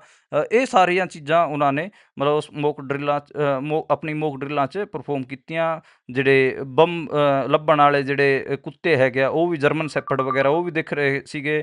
ਜਿਹੜੇ ਸਕੂਲੀ ਬੱਚੇ ਜਿਹੜੇ ਕਿ NSS ਦੇ ਟ੍ਰੇਨੀ ਹੁੰਦੇ ਨੇ, ਜਿਹੜਾ NSS ਦੇ ਕੈਡਿਟ ਹੁੰਦੇ ਨੇ, ਉਹ ਵੀ ਦਿਖ ਰਹੇ ਸੀਗੇ। NDRF ਦੀਆਂ ਟੀਮਾਂ ਵੀ ਦੇਖਣ ਨੂੰ ਮਿਲੀਆਂ ਇਸ ਕਿਸਮ। ਤੇ ਜਿਹੜੇ ਆਪਣਾ ਲੋਕਲ ਫਾਇਰ ਬ੍ਰਿਗੇਡ ਹੁੰਦਾ ਹੈਗਾ, ਉਹਦੀ ਟੀਮਾਂ ਦਿਖੀਆਂ। ਜਿਹੜੇ ਹੋਰ ਇਸ ਕਿਸਮ ਦਾ ਜਿਹੜਾ ਪ੍ਰਸ਼ਾਸਨ ਹੁੰਦਾ ਹੈਗਾ, ਜਿਹੜਾ ਕਿ ਕਿਸੇ ਵੀ ਆਪਦਾ ਦੇ ਕਿਸੇ ਵੀ ਜਾਂ ਫਿਰ ਇਸ ਕਿਸਮ ਦੀ ਸਥਿਤੀ 'ਤੇ ਰਾਹਤ ਪਹੁੰਚਾਉਣ ਦਾ ਕੰਮ ਕਰਦਾ ਹੈਗਾ, ਉਹ ਸਾਰੇ ਦਿਖੇ। ਪੁਲਿਸ, SDM, SP, ਸਾਰਾ ਕੁਛ ਮਤਲਬ ਸਾਰਾ ਅਮਲੀ ਜਾਮਾ ਪ੍ਰਸ਼ਾਸਨ ਦਾ ਉਹ ਸੜਕਾਂ 'ਤੇ ਸੀਗਾ। ਅਤੇ ਇਹ ਮੋਟਾ ਹਰਿਆਣੇ 'ਚ ਹੋਇਆ। ਬਾਕੀ ਪੰਜਾਬ 'ਚ ਜਲੰਧਰ, ਅੰਮ੍ਰਿਤਸਰ, ਮੋਹਾਲੀ ਸਾਰੇ ਕਿਤੇ ਬੰਬ ਸਕੁਐਡ, ਫਾਇਰ ਬ੍ਰਿਗੇਡ, ਇਹ ਸਾਰੀਆਂ ਚੀਜ਼ਾਂ, ਘਾਇਲਾਂ ਨੂੰ ਕਿਵੇਂ ਐਂਬੂਲੈਂਸਾਂ 'ਚ ਬਾਹਣਾ ਹੈਗਾ, ਫਸਟ ਏਡ ਕਿਵੇਂ ਦੇਣੀ ਹੈਗੀ ਆ, ਬਚਣ ਵਾਸਤੇ ਕਿਵੇਂ ਭੱਜਣਾ ਗਾ, ਜਾਂ ਫਿਰ ਲੁਕਣਾ ਕਿਵੇਂ ਹੈਗਾ, ਇਹ ਸਾਰੀਆਂ ਚੀਜ਼ਾਂ ਦੱਸੀਆਂ ਗਈਆਂ। ਈਵਨ ਸਟੂਡੈਂਟਸ ਨੂੰ ਵੀ ਇਹ ਆਪਾਂ ਕਹਿ ਲਈਏ ਕਿ ਮੌਕ ਡਰਿੱਲਾਂ 'ਚ ਇਨਵੋਲਵ ਕੀਤਾ ਗਿਆ। ਈਵਨ ਪਲੇ ਗਰਾਊਂਡ ਨੂੰ ਮਤਲਬ ਪਹਿਲਾਂ ਜਿਹੜੇ ਬੱਚੇ ਸੀਗੇ, ਉਹਨਾਂ ਨੂੰ ਜਦੋਂ ਸਾਇਰਨ ਵਜਾਇਆ ਗਿਆ ਸਕੂਲਾਂ 'ਚ, ਪੰਜਾਬ ਦੇ ਸਕੂਲਾਂ 'ਚ, ਅਤੇ ਪਹਿਲਾਂ ਤਾਂ ਉਹ ਆਪਣੇ ਡੈਸਕ ਜਿਹੜੇ ਹੁੰਦੇ ਨੇ ਉਹਨਾਂ ਦੇ ਥੱਲੇ ਲੁਕਣ ਦੀ ਉਹਨਾਂ ਨੇ ਕੋਸ਼ਿਸ਼ ਕੀਤੀ। ਬਾਅਦ 'ਚ ਫਿਰ ਉਹ ਪਲੇਗਰਾਊਂਡ 'ਚ ਭੱਜ ਲਏ। ਇਸ ਕਿਸਮ ਦੀਆਂ ਤਸਵੀਰਾਂ ਆਪਾਂ ਨੂੰ ਲਗਾਤਾਰ ਦਿਖ ਰਹੀਆਂ ਨੇ ਮੀਡੀਆ ਦੇ ਵਿੱਚ, ਟਵਿੱਟਰ ਦੇ ਵਿੱਚ ਉਹ ਜਾਰੀਆਂ ਆਪਾਂ ਦੇਖ ਸਕਦੇ ਹਾਂ ਉਹਨਾਂ 'ਤੇ ਲਗਾਤਾਰ ਹਰ ਸ਼ਹਿਰ ਦੇ ਵਿੱਚ ਪੰਜਾਬ ਦੇ ਇਹ ਸਾਰਾ ਚੱਲ ਰਿਹਾ ਗਾ। ਮੌਕ ਡਰਿੱਲ ਵੀ ਚੱਲ ਰਹੀ ਹੈਗੀ ਆ, ਬਲੈਕ ਆਊਟ ਵੀ ਚੱਲ ਰਿਹਾ ਗਾ। ਇਹ ਚੀਜ਼ਾਂ ਹੈਗੀਆਂ ਹਰ ਥਾਂ 'ਤੇ ਅੱਡ ਕਿਸਮ ਦੇ ਟਾਈਮ ਹੈਗੇ ਆ, ਅਤੇ ਸਾਰਾ ਕੁਛ ਹੈਗਾ। ਅਤੇ ਇਹ ਆਪਾਂ ਜਿਵੇਂ ਮੋਹਾਲੀ ਦੇ ਵਿੱਚ ਜਦੋਂ ਆਪਾਂ ਗੱਲ ਕਰ ਰਹੇ ਹਾਂ, ਬੁਲੇਟਿਨ ਕਰ ਰਹੇ ਹਾਂ, ਉਦੋਂ ਤੱਕ ਮੋਹਾਲੀ ਦੇ ਵਿੱਚ ਜਿਹੜਾ ਬਲੈਕ ਆਊਟ ਹੈਗਾ ਉਹ ਹੋ ਚੁੱਕਿਆ ਹੈਗਾ। 7:30 ਤੋਂ ਲੈ ਕੇ 7:40 ਤੱਕ ਸੀਗਾ। ਸਭ ਤੋਂ ਲੇਟ ਜਿਹੜਾ ਬਲੈਕ ਆਊਟ ਹੈਗਾ, ਉਹ ਜਿਹੜੇ ਇਲਾਕੇ ਨੇ, ਖਾਸ ਕਰ ਜਿਹੜੇ ਬਾਰਡਰ ਦੇ ਕੋਲ ਨੇ, ਜਿਵੇਂ ਫਿਰੋਜ਼ਪੁਰ ਹੋ ਗਿਆ, ਤਰਨਤਾਰਨ ਹੋ ਗਿਆ, ਗੁਰਦਾਸਪੁਰ, ਬਟਾਲਾ ਹੋ ਗਿਆ, ਇਹ ਜਿਹੜੇ ਇਲਾਕੇ ਨੇ, ਬਠਿੰਡਾ ਹੋ ਗਿਆ, ਇਹਨਾਂ ਦੇ ਵਿੱਚ ਇਹਨਾਂ 'ਚ ਜਿਹੜਾ ਬਲੈਕ ਆਊਟ ਹੋਣਾ ਗਾ ਉਹ 9 ਤੋਂ 9:30 ਤੱਕ। ਉੱਥੇ ਉੱਥੇ ਜਿਹੜਾ ਟਾਈਮ ਪੀਰੀਅਡ ਹੈਗਾ ਉਹ ਵੀ ਜ਼ਿਆਦਾ ਹੈਗਾ। ਜਿਵੇਂ ਚੰਡੀਗੜ੍ਹ, ਲੁਧਿਆਣਾ, ਚੰਡੀਗੜ੍ਹ ਹੋ ਗਿਆ, ਮੋਹਾਲੀ ਹੋ ਗਿਆ, ਇੱਥੇ 10-10, 15-15 ਮਿੰਟ ਦਾ ਹੈਗਾ। ਜਲੰਧਰ ਅਤੇ ਆਦਮਪੁਰ 'ਚ 1 ਘੰਟੇ ਦਾ ਬਲੈਕ ਆਊਟ ਹੈਗਾ, 8 ਤੋਂ ਲੈ ਕੇ 9 ਵਜੇ ਤੱਕ ਦਾ। ਫਿਰੋਜ਼ਪੁਰ 'ਚ 9 ਤੋਂ 9:30 ਵਜੇ ਤੱਕ ਦਾ ਅੱਧੇ ਘੰਟੇ ਦਾ। ਯਾਨੀ ਕਿ ਜਿਹੜੇ ਏਰੀਆਜ਼ ਨੂੰ ਉਹਨਾਂ ਨੂੰ ਜ਼ਿਆਦਾ ਸੈਂਸਿਟਿਵ ਰੱਖਿਆ ਹੋਇਆ ਹੈਗਾ, ਉੱਥੇ ਮੌਕ ਡਰਿੱਲ ਵੀ ਉਹ ਲੰਬੀ ਕਰ ਰਹੇ ਨੇ, ਅਤੇ ਉੱਥੇ ਜਿਹੜਾ ਬਲੈਕ ਆਊਟ ਹੈ ਉਹ ਵੀ ਜ਼ਿਆਦਾ ਲੰਬਾ ਉਹਨਾਂ ਨੇ ਤਕਰੀਬਨ ਅੱਧੇ ਘੰਟੇ ਤੋਂ ਲੈ ਕੇ 1 ਘੰਟੇ ਤੱਕ ਦਾ ਬਲੈਕ ਆਊਟ ਕਰ ਰਹੇ ਨੇ। ਜਿਹੜੇ ਜਿਵੇਂ ਚੰਡੀਗੜ੍ਹ, ਮੋਹਾਲੀ ਵਰਗੇ ਜਿਹੜੇ ਘੱਟ ਸੈਂਸਿਟਿਵ ਨੇ, ਉੱਥੇ 10 ਮਿੰਟ ਦਾ, 15 ਮਿੰਟ ਦਾ ਬਲੈਕ ਆਊਟ ਉਹ ਕਰ ਰਹੇ ਨੇ। ਜੀ, ਇਸੇ ਦੇ ਨਾਲ ਇਹ ਜਦੋਂ ਹਮਲਾ ਹੁੰਦਾ ਉਸ ਤੋਂ ਬਾਅਦ ਬਠਿੰਡਾ ਦੇ ਵਿੱਚ ਇੱਕ ਪਲੇਨ ਕ੍ਰੈਸ਼ ਹੁੰਦਾ, ਖੇਤ ਦੇ ਵਿੱਚ ਇੱਕ ਵਿਅਕਤੀ ਦੀ ਮੌਤ ਵੀ ਦੱਸੀ ਜਾ ਰਹੀ ਹੈ, ਕੁਝ ਲੋਕ ਜ਼ਖਮੀ ਵੀ ਨੇ। ਪੁਲਿਸ ਨੇ ਵੈਸੇ ਉਸ ਏਰੀਏ ਨੂੰ ਸੀਲ ਕਰ ਦਿੱਤਾ ਸੀ। ਬਠਿੰਡੇ ਦੇ ਪੱਤਰਕਾਰਾਂ ਨੂੰ ਐਡਵਾਈਜ਼ਰੀ ਜਾਰੀ ਹੋ ਗਈ ਕਿ ਕਿਸੇ ਵੀ ਤਰੀਕੇ ਦੀ ਅਫਵਾਹ ਵਾਲੀ ਜਾਣਕਾਰੀ ਸਾਂਝੀ ਬਿਲਕੁਲ ਨਾ ਕੀਤੀ ਜਾਵੇ। ਇਸ ਘਟਨਾ ਤੇ ਵੀ ਪਾਇਓ ਚਾਨਣਾ ਜੀ। ਹਾਂਜੀ, ਬਠਿੰਡਾ ਦਾ ਜਿਹੜਾ ਪਿੰਡ ਹੈ ਕਾਲੀਆਂ ਕਲਾਂ, ਉੱਥੇ ਇਹ ਘਟਨਾਕ੍ਰਮ ਵਾਪਰਿਆ ਗਾ। ਇਹ ਦੱਸਿਆ ਜਾ ਰਿਹਾ ਹੈਗਾ ਕਿ ਜਿਹੜਾ ਇੱਕ ਫਾਈਟਰ ਪਲੇਨ ਹੈਗਾ ਉਹ ਕ੍ਰੈਸ਼ ਹੋਇਆ ਗਾ ਉੱਥੇ, ਅਤੇ ਜਿਹਦੇ 'ਚ 2 ਲੋਕਾਂ ਦੀ ਡੈਥ ਦੀ ਖਬਰ ਹੈਗੀਆਂ ਅਤੇ 9 ਲੋਕ ਘਾਇਲ ਹੋਏ ਨੇ। ਪ੍ਰਸ਼ਾਸਨ ਨੇ, ਤੁਸੀਂ ਸਹੀ ਕਹਿ ਰਹੇ ਹੋ, ਕਿ ਉੱਥੇ ਐਡਵਾਈਜ਼ਰੀ ਜਾਰੀ ਕੀਤੀ ਹੈ। ਤਕਰੀਬਨ 1 ਕਿਲੋਮੀਟਰ ਪਹਿਲਾਂ ਹੀ 1 ਕਿਲੋਮੀਟਰ ਦਾ ਘੇਰਾ ਬਣਾ ਲਿਆ ਗਾ, ਉੱਥੇ ਨਾਕੇ ਲਾ ਰੱਖੇ ਨੇ ਪੰਜਾਬ ਪੁਲਿਸ ਨੇ, ਅਤੇ ਕਿਸੇ ਨੂੰ ਵੀ ਉੱਧਰ ਜਾਣ ਨਹੀਂ ਦੇ ਰਹੀ। ਸ਼ੁਰੂਆਤ 'ਚ ਜਦੋਂ ਉਹ ਡਿੱਗਿਆ ਸੀਗਾ, ਉਦੋਂ ਤਾਂ ਲੋਕ ਬਹੁਤ ਜ਼ਿਆਦਾ ਉੱਧਰ ਪਹੁੰਚ ਗਏ ਸੀਗੇ, ਅਤੇ ਲੇਕਿਨ ਹੁਣ ਮਤਲਬ ਜਦੋਂ ਦਿਨ ਚੜ੍ਹਿਆ, ਜਦੋਂ ਪੁਲਿਸ ਦਾ ਘੇਰਾ ਵਧਿਆ, ਉਦੋਂ ਫਿਰ ਲੋਕਾਂ ਨੂੰ ਸਾਰਿਆਂ ਨੂੰ ਉਸ ਤਕਰੀਬਨ 1 ਕਿਲੋਮੀਟਰ ਦੇ ਆਲੇ ਦੁਆਲੇ ਉਸ ਸਾਰੇ ਏਰੀਆ ਨੂੰ ਸੀਲ ਕਰ ਦਿੱਤਾ ਗਿਆ। ਮੀਡੀਆ ਨੂੰ 2 ਕਿਲੋਮੀਟਰ ਪਹਿਲਾਂ ਹੀ ਰੋਕ ਲਿਆ ਗਿਆ। ਮੀਡੀਆ ਨੂੰ ਵੀ ਉਸ ਦੀ ਕਵਰੇਜ ਨਹੀਂ ਕਰਨ ਦਿੱਤੀ ਜਾ ਰਹੀ। ਈਵਨ ਜਿਹੜੇ ਘਾਇਲ ਹੈਗੇ ਆ, ਜਿਹੜੇ 9 ਜਾਣੇ ਜਿਨ੍ਹਾਂ ਨੂੰ ਭਰਤੀ ਕਰਾਇਆ ਗਿਆ ਹੈਗਾ, ਉਹਨਾਂ ਦੇ ਜਿਹੜੇ ਆਪਾਂ ਕਹਿ ਲਈਏ ਕਿ ਵਾਰਡਸ ਹੈਗੇ ਆ ਜਿੱਥੇ ਉਹਨਾਂ ਨੂੰ ਭਰਤੀ ਕਰਾਇਆ, ਹਸਪਤਾਲ ਦੇ ਬਾਹਰ ਪੁਲਿਸ ਬੈਠੀ ਹੋਈ ਹੈ ਅਤੇ ਉਹਨਾਂ ਨੂੰ ਵੀ ਮਿਲਣ ਦੀ ਇਜਾਜ਼ਤ ਨਹੀਂ ਦਿੱਤੀ ਜਾ ਰਹੀ ਹੈ। ਅਤੇ ਇਹ ਮੋਟਾ ਹੈਗਾ। ਜਿਹੜੇ ਲੋਕ ਘਾਇਲ ਹੋਏ ਨੇ ਉਹਦੇ 'ਚ ਅਕਾਲੀਆਂ ਪਿੰਡ ਦੇ ਬਹੁਤ ਸਾਰੇ ਜਾਣੇ ਨੇ, ਜਿਵੇਂ ਸਤਪਾਲ ਹੋ ਗਿਆ, ਰਾਜਦੀਪ ਹੋ ਗਿਆ, ਰਵੀ, ਮਨਪ੍ਰੀਤ, ਮੰਗਾ, ਪ੍ਰਿੰਸ, ਜਸਬੀਰ ਸਿੰਘ, ਜਗਮੀਤ ਸਿੰਘ, ਇਹ ਸਾਰੇ ਅਕਾਲੀਆਂ ਪਿੰਡ ਦੇ ਨੇ। 2 ਬੰਦੇ ਕੋਠੇ ਨੱਥਾ ਸਿੰਘ ਵਾਲਾ ਦੇ ਨੇ, ਪਿੰਡ ਦੇ ਨੇ, ਅਤੇ ਜਿਹੜਾ ਇੱਕ ਮਰਿਆ ਗਾ ਉਹ ਹਰਿਆਣੇ ਤੋਂ ਹੈਗਾ। ਇਹ ਮੋਟੀ ਜਾਣਕਾਰੀ ਨਿਕਲ ਕੇ ਸਾਹਮਣੇ ਆਈ ਹੈ। ਮਤਲਬ ਜਿਹੜਾ ਮੁੰਡਾ ਮਰਿਆ ਗਾ ਗੋਬਿੰਦ ਕੁਮਾਰ, ਉਹ ਹਰਿਆਣੇ ਦੇ ਚਰਖੀਦਾਰੀ ਦਾ ਰਹਿਣ ਵਾਲਾ ਸੀਗਾ, ਅਤੇ ਉਹ ਅਨਾਜ ਦੀ ਜਿਵੇਂ ਮਤਲਬ ਕਣਕ ਦੀ ਜਿਹੜੀ ਲੋਡਿੰਗ ਹੁੰਦੀ ਹੈ ਉਹਦੇ ਵਾਸਤੇ ਉਹ ਪੰਜਾਬ ਆਇਆ ਹੋਇਆ ਸੀ ਆਪਣੇ ਬੱਚਿਆਂ ਨਾਲ, ਆਪਣੇ ਪੂਰੇ ਪਰਿਵਾਰ ਨਾਲ। ਮਤਲਬ ਇੱਥੇ ਉਹ ਕਿਤੇ ਨਾ ਕਿਤੇ ਆਪਾਂ ਕਹਿ ਲਈਏ ਕਿ ਦਿਹਾੜੀ ਕਰਨ ਵਾਸਤੇ ਆਇਆ ਹੋਇਆ ਸੀਗਾ, ਅਤੇ ਉਸ ਮੁੰਡੇ ਦੀ ਡੈਥ ਹੋਈ ਹੈ ਜੀ। ਇਹ ਮੋਟਾ ਗਾ ਫਾਈਟਰ ਪਲੇਨ ਕਿਸ ਦਾ ਹੈ, ਇੰਡੀਅਨ ਆਰਮੀ ਦਾ ਹੈ ਜਾਂ ਫਿਰ ਪਾਕਿਸਤਾਨੀ ਆਰਮੀ ਦਾ, ਇਸ ਬਾਰੇ ਕੋਈ ਜਾਣਕਾਰੀ ਨਹੀਂ ਦਿੱਤੀ ਜਾ ਰਹੀ ਹੈ ਜੀ। ਪਾਕਿਸਤਾਨ ਤਾਂ ਹਾਲਾਂਕਿ ਕਲੇਮ ਕਰ ਰਿਹਾ ਹੈਗਾ ਕਿ ਇਹ ਇੰਡੀਆ ਦਾ ਫਾਈਟਰ ਜੈਟ ਹੈ, ਲੇਕਿਨ ਇੰਡੀਆ ਵੱਲੋਂ ਕੋਈ ਜਾਣਕਾਰੀ ਨਹੀਂ ਦਿੱਤੀ ਗਈ ਹੈ। ਕੌਣ ਪਾਇਲਟ ਇਹਦੇ 'ਚ ਸੀਗਾ, ਕੀ ਹੋਇਆ ਉਹਦੇ ਬਾਰੇ ਵੀ ਅਜੇ ਕੋਈ ਜਾਣਕਾਰੀ ਨਹੀਂ ਨਿਕਲ ਕੇ ਸਾਹਮਣੇ ਆਈ ਹੈ ਜੀ। ਸੋ ਕਰਤਾਰਪੁਰ ਕੋਰੀਡੋਰ ਨੂੰ ਲੈ ਕੇ ਕੀ ਅਪਡੇਟ ਹੈ? ਦੱਸਿਆ ਜਾ ਰਿਹਾ ਕਿ ਸ਼ਰਧਾਲੂਆਂ ਨੂੰ ਵਾਪਸ ਮੋੜ ਦਿੱਤਾ ਗਿਆ ਹੈ। ਹਾਂਜੀ, ਉੱਥੇ ਜਿਹੜਾ ਆਪਣਾ ਕਰਤਾਰਪੁਰ ਸਾਹਿਬ ਜਾਣ ਵਾਸਤੇ ਜਿਹੜੇ ਲੋਕ ਗਏ ਸੀ ਉੱਥੇ ਉਹਨਾਂ ਨੂੰ ਵਾਪਸ ਮੋੜਿਆ ਜਾ ਰਿਹਾ ਹੈਗਾ। ਉੱਥੇ ਡੇਰਾ ਬਾਬਾ ਨਾਨਕ ਦੇ ਵਿੱਚ ਜਿਹੜੀ ਇਮੀਗ੍ਰੇਸ਼ਨ ਚੈੱਕ ਪੋਸਟ ਹੈ ਉੱਥੋਂ ਵਾਪਸ ਮੋੜਿਆ ਜਾ ਰਿਹਾ ਹੈਗਾ। ਅਤੇ ਆਪਾਂ ਕਹਿ ਲਈਏ ਕਿ ਉੱਧਰ ਜਿਹੜੇ ਸਿੱਖ ਸ਼ਰਧਾਲੂ ਨੇ ਉਹਨਾਂ ਨੂੰ ਕਰਤਾਰਪੁਰ ਸਾਹਿਬ ਦੇ ਦਰਸ਼ਨ ਹੁਣ ਮਤਲਬ ਆਪਾਂ ਕਹਿ ਲਈਏ ਕਿ ਨਹੀਂ ਕਰਨ ਦਿੱਤੇ ਜਾ ਰਹੇ, ਅਤੇ ਉਹਨਾਂ ਨੂੰ ਵਾਪਸ ਭੇਜਿਆ ਜਾ ਰਿਹਾ ਹੈਗਾ। ਅਤੇ ਇਹ ਨਿਕਲ ਕੇ ਸਾਹਮਣੇ ਆਇਆ ਹੈਗਾ, ਯਾਨੀ ਕਿ ਜਦੋਂ ਤੋਂ ਇਹ ਘਟਨਾਕ੍ਰਮ ਵਾਪਰਿਆ ਗਾ ਉਦੋਂ ਤੋਂ ਹੀ ਕਿਤੇ ਨਾ ਕਿਤੇ ਇਸ ਕਿਸਮ ਦੀ ਚੀਜ਼ਾਂ ਆਪਾਂ ਨੂੰ ਦੇਖਣ ਨੂੰ ਮਿਲ ਰਹੀਆਂ ਨੇ। ਦੱਸਿਆ ਜਾ ਰਿਹਾ ਹੈਗਾ ਕਿ ਜਿਹੜਾ ਡੇਟਾ ਸਾਂਝਾ ਕੀਤਾ ਗਿਆ ਉਹਦੇ 'ਚ ਕਿਹਾ ਗਿਆ ਕਿ ਤਕਰੀਬਨ 170 ਜਿਹੜੇ ਉਹ ਸੀਗੇ ਸਿੱਖ ਸ਼ਰਧਾਲੂ ਸੀਗੇ, ਉਹਨਾਂ ਨੂੰ ਇਮੀਗ੍ਰੇਸ਼ਨ ਪੋਸਟ ਤੋਂ ਵਾਪਸ ਭੇਜ ਦਿੱਤਾ ਗਿਆ। ਇਹ ਹਜੇ ਜਾਣਕਾਰੀ ਹੈ ਜੀ ਇਹਦੇ ਬਾਰੇ। ਇਹ ਸਭ ਦੇ ਵਿਚਾਲੇ ਐਸਜੀਪੀਸੀ ਦੇ ਵੱਲੋਂ ਵੀ ਪਹਿਲ ਕੀਤੀ ਗਈ ਹੈ, ਖਾਸ ਤੌਰ ਤੇ ਬਾਰਡਰ ਏਰੀਏ ਦੇ ਜਿਹੜੇ ਪਿੰਡ ਨੇ ਉੱਥੋਂ ਜਿਨ੍ਹਾਂ ਨੂੰ ਪਲਾਇਨ ਕਰਨਾ ਪੈਣਾ, ਜਿਨ੍ਹਾਂ ਨੇ ਆਪਣੀ ਲੋਕੇਸ਼ਨ ਛੱਡਣੀ ਹੈ, ਉਹਨਾਂ ਦੇ ਲਈ ਇਹ ਕੀ ਹੈ ਜੀ ਉਪਰਾਲਾ ਜਿਹੜਾ ਕੀਤਾ ਗਿਆ ਹੈ, ਪ੍ਰਬੰਧ ਕੀਤੇ ਗਏ ਨੇ ਜੀ? ਹਾਂਜੀ, ਬੇਸਿਕਲੀ ਹਜੇ ਤਾਂ ਉੱਦਾਂ ਜਿਹੜੇ ਬਾਰਡਰ ਵਾਲੇ ਪਿੰਡ ਹੈਗੇ ਆ ਉਹਨਾਂ ਨੂੰ ਛੱਡਣ ਵਾਸਤੇ ਕਿਹਾ ਨਹੀਂ ਗਿਆ, ਪਿੰਡ ਛੱਡਣ ਵਾਸਤੇ ਕਿਹਾ ਨਹੀਂ ਗਿਆ, ਪਰ ਜਿਹੜੀ ਐਸਜੀਪੀਸੀ ਹੈ ਉਹਨਾਂ ਨੇ ਪਹਿਲਾਂ ਹੀ ਆਪਾਂ ਕਹਿ ਲਈਏ ਕਿ ਜਿਹੜੇ ਇੰਤਜ਼ਾਮਾਤ ਨੇ ਉਹ ਕਰਨ ਦਾ ਫੈਸਲਾ ਲੈ ਲਿਆ ਗਾ। ਗੁਰਦੁਆਰਾ ਸ੍ਰੀ ਬਰਤ ਸਾਹਿਬ ਪਠਾਨਕੋਟ 'ਚ, ਗੁਰਦੁਆਰਾ ਸ੍ਰੀ ਦਰਬਾਰ ਸਾਹਿਬ ਡੇਰਾ ਬਾਬਾ ਨਾਨਕ ਗੁਰਦਾਸਪੁਰ 'ਚ, ਗੁਰਦੁਆਰਾ ਬਾਬਾ ਬੁੱਢਾ ਸਾਹਿਬ ਰਾਮਦਾਸ ਅੰਮ੍ਰਿਤਸਰ 'ਚ, ਹੁਸੈਨੀਵਾਲਾ 'ਚ ਜਿਹੜੇ ਗੁਰਦੁਆਰੇ ਹੈਗੇ ਆ, ਜਾਂ ਫਿਰ ਅੰਮ੍ਰਿਤਸਰ, ਤਰਨਤਾਰਨ, ਫਿਰੋਜ਼ਪੁਰ, ਮੁਕਤਸਰ ਸਾਹਿਬ, ਤਰਨਤਾਰਨ, ਗੁਰਦਾਸਪੁਰ, ਅੰਮ੍ਰਿਤਸਰ, ਮਤਲਬ ਇਹ ਮੈਂ ਦੱਸ ਰਿਹਾ ਗਾ 12-13 ਤਕਰੀਬਨ ਗੁਰਦੁਆਰੇ ਨੇ ਜਿਨ੍ਹਾਂ ਦੀ ਲਿਸਟ ਜਾਰੀ ਕੀਤੀ ਹੈ ਐਸਜੀਪੀਸੀ ਵੱਲੋਂ। ਅਤੇ ਐਸਜੀਪੀਸੀ ਨੇ ਪ੍ਰੈਸ ਕਾਨਫਰੰਸ ਕਰਕੇ ਕਿਹਾ ਗਾ ਕਿ ਅਸੀਂ ਪੂਰਾ ਖਿਆਲ ਰੱਖਾਂਗੇ, ਜਿਨ੍ਹਾਂ ਨੂੰ ਵੀ ਆਪਣੇ ਘਰ ਛੱਡਣੇ ਪਏ ਉਹਨਾਂ ਨੂੰ ਅਸੀਂ ਸ਼ਰਨ ਦੇਵਾਂਗੇ, ਉਹਨਾਂ ਨੂੰ ਉਹ ਜਿੱਥੇ ਰਹਿਣਗੇ ਉਹ ਉਸ ਥਾਂ ਦਾ ਵੀ ਪ੍ਰਬੰਧ ਕਰਾਂਗੇ। ਬਾਕੀ 3 ਟਾਈਮ ਦਾ ਅਸੀਂ ਲੰਗਰ ਵੀ ਪੂਰਾ ਦੇਵਾਂਗੇ, ਪੂਰੀ ਆਪਾਂ ਸੇਵਾ ਭਾਵਨਾ ਨਾਲ ਉਹਨਾਂ ਦੀ ਸੇਵਾ ਕਰਾਂਗੇ ਜੀ। ਜੀ, ਸੋ ਇਹ ਕੁਝ ਜਾਣਕਾਰੀਆਂ ਨੇ ਜੰਗ ਨੂੰ ਲੈ ਕੇ। ਅੰਤ ਵਿੱਚ ਤੇਜ਼ੀ ਦੇ ਨਾਲ ਬੀਬੀਐਮਬੀ ਦੇ ਮੁੱਦੇ ਤੇ ਵੀ ਚਾਨਣਾ ਪਾ ਦਿਓ, ਕਿਉਂਕਿ ਉਹ ਵੀ ਪੰਜਾਬ ਦਾ ਕ੍ਰਿਟੀਕਲ ਇਸ਼ੂ ਹੈ ਇੱਕ, ਜਿਸ ਦੇ ਉੱਪਰ ਲਗਾਤਾਰ ਚਰਚਾ ਚੱਲ ਰਹੀ ਸੀ, ਪਰ ਹੁਣ ਜੰਗ ਦੇ ਵੱਡੀਆਂ ਖਬਰਾਂ ਦੇ ਵਿੱਚ ਉਹ ਦਬ ਗਿਆ ਮਾਮਲਾ। ਹਾਂਜੀ, ਕਿਉਂਕਿ ਅੱਜ ਪੂਰੇ ਦਿਨ ਮੀਡੀਆ ਦੇ ਵਿੱਚ ਜਾਂ ਫਿਰ ਪੂਰੇ ਦੋਵੇਂ ਮੁਲਕਾਂ ਦੇ ਹੁਕਮਰਾਨ ਅਤੇ ਪ੍ਰਸ਼ਾਸਨ ਇਸੇ 'ਚ ਹੀ ਲੱਗਿਆ ਹੋਇਆ ਸੀ, ਇਸੇ ਕਰਕੇ ਅਸੀਂ ਜਿਹੜਾ ਅੱਜ ਪੂਰਾ ਬੁਲੇਟਿਨ ਹੈਗਾ ਇਸੇ 'ਤੇ ਹੀ ਖਪਾ ਦਿੱਤਾ। ਬੇਸਿਕਲੀ ਅੱਜ ਪੰਜਾਬ ਹਰਿਆਣਾ ਹਾਈ ਕੋਰਟ ਦੇ ਵਿੱਚ ਸੁਣਵਾਈ ਸੀ, BBMB ਭਾਖੜਾ ਜਿਹੜਾ ਨੰਗਲ ਵਿਆਸ ਬੋਰਡ ਹੈਗਾ ਉਹਦੇ 'ਚ ਕੋਰਟ ਨੇ ਫੈਸਲਾ ਦਿੱਤਾ ਹੈ ਕਿ ਪੰਜਾਬ ਪੁਲਿਸ ਹੈਗੀ ਆ ਉਹਨੂੰ ਜਿਹੜੇ ਨੰਗਲ ਡੈਮ ਅਤੇ load control room water regulation ਜਿਹੜੇ ਆਫਿਸ ਹੈਗੇ ਆ ਉਹ ਤੋਂ ਵਾਪਸ ਭੇਜਿਆ ਜਾਵੇ ਉਹਨਾਂ ਨੂੰ ਜਿਹੜੇ ਉਹਨਾਂ ਦੇ ਦੈਨਿਕ ਕੰਮਕਾਜ ਹੁੰਦੇ ਨੇ ਉੱਥੇ ਪੰਜਾਬ ਪੁਲਿਸ ਨਹੀਂ ਰਹੂਗੀ ਇਹ ਕਿਹਾ ਗਿਆ ਹੈਗਾ। ਤੇ ਇਹਦੇ ਨਾਲ ਇਹ ਕਿਹਾ ਗਿਆ ਗਾ ਕਿ ਜਿਹੜੇ ਕੇਂਦਰੀ ਗ੍ਰਹਿ ਸਚਿਵ ਹੈਗੇ ਆ ਉਹਨਾਂ ਦੀ ਅਧਿਕਸ਼ਤਾ 'ਤੇ ਜਿਹੜੀ ਬੈਠਕ ਹੋਈ ਹੈ ਉਹਦੇ ਆਦੇਸ਼ਾਂ ਦਾ ਪਾਲਣ ਕੀਤਾ ਜਾਵੇ। ਯਾਨੀ ਕਿ ਤੁਸੀਂ ਕਹਿ ਸਕਦੇ ਹੋ ਕਿ ਜਿਹੜੇ ਸੈਂਟਰਲ ਹੋਮ ਸੈਕਟਰੀ ਹੈਗੇ ਆ ਉਹਨਾਂ ਨੂੰ ਕਿਤੇ ਨਾ ਕਿਤੇ ਆਪਾਂ ਕਹਿ ਲਈਏ ਕਿ ਇੱਕ ਜ਼ਿਆਦਾ ਕਮਾਂਡ ਦੇ ਦਿੱਤੀ ਹੈ ਕੋਰਟ ਨੇ। ਤੇ ਇਹ ਹਜੇ ਨਿਕਲ ਕੇ ਸਾਹਮਣੇ ਆਇਆ ਹੈਗਾ ਜੀ। ਤੇ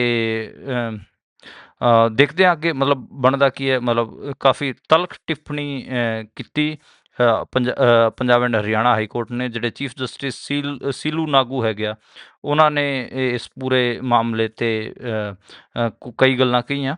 ਤੇ ਦੇਖਦੇ ਹਾਂ ਕਿ ਬਣਦਾ ਕੀ ਹੈ। BBMB ਨੂੰ ਪੰਜਾਬ ਪੁਲਿਸ ਚਲਾਏ ਇਹਨੂੰ ਕਿਤੇ ਨਾ ਕਿਤੇ ਮੰਦਭਾਗਾ ਮੰਨਿਆ ਗਾ ਜੀ ਪੰਜਾਬ ਐਂਡ ਹਰਿਆਣਾ ਹਾਈ ਜੀ। ਸੋ ਇਸੇ ਦੇ ਨਾਲ ਪ੍ਰੋਗਰਾਮ ਦਾ ਸਮਾਂ ਇੱਥੇ ਹੀ ਸਮਾਪਤ ਹੁੰਦਾ ਹੈ। ਸੋ ਪੁਨੀਆ ਜੀ ਤੁਸੀਂ ਜਿਹੜੇ ਜਾਣਕਾਰੀਆਂ ਸਾਂਝੀਆਂ ਕੀਤੀਆਂ ਬਹੁਤ ਬਹੁਤ ਧੰਨਵਾਦ ਜੀ। ਸ਼ੁਕਰੀਆ, ਸਤਿ ਸ਼੍ਰੀ ਅਕਾਲ ਜੀ। ਸੋ ਇਹ ਸੀ program beyond the headlines with Mandeep Punia. ਖਬਰਾਂ ਤੇ ਚਾਨਣਾ ਪਾਇਆ। ਕਿਵੇਂ ਲੱਗਿਆ ਪ੍ਰੋਗਰਾਮ ਆਪਣੇ ਵਿਚਾਰਾਂ ਟਿੱਪਣੀਆਂ ਜ਼ਰੂਰ ਸਾਂਝਾ ਕਰਨਾ। ਜੁੜੇ ਰਹੋ ਪੰਜਾਬੀ ਰੇਡੀਓ ਤੇ ਪੰਜਾਬੀ TV USA ਦੇ ਨਾਲ। ਪ੍ਰੋਗਰਾਮਾਂ ਦੀ ਲਗਾਤਾਰਤਾ ਬਰਕਰਾਰ ਰਹੇਗੀ। ਧੰਨਵਾਦ, ਸਤਿ ਸ਼੍ਰੀ ਅਕਾਲ।